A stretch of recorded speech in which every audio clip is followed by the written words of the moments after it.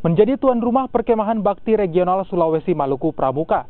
Bina Kementerian Lingkungan Hidup atau SAKA, yaitu SAKA Puanda Bakti dan SAKA Kalpataru di Kabupaten Pangkep, Sulawesi Selatan, diikuti sekitar 700 peserta dari 8 provinsi seregional Sulawesi Maluku.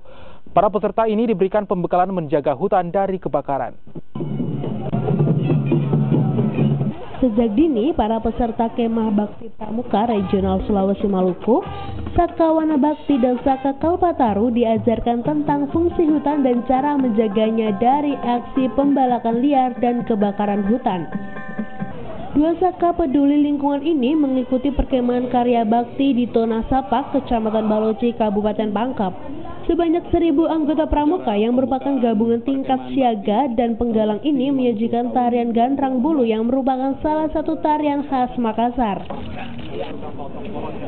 Dalam kegiatan yang akan berlangsung hingga tanggal 5 Agustus mendatang, para peserta akan dibekali sejumlah materi terkait krida kesakaan sekaligus aplikasinya.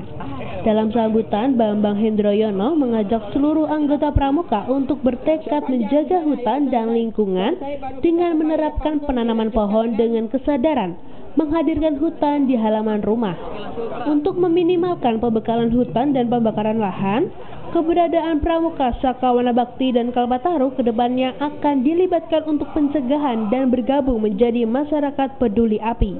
Kalau kaitan dengan kebakaran hutan dan lahan, itu kita sudah juga menggerakkan di tingkat desa, itu ada masyarakat yang namanya masyarakat peduli api.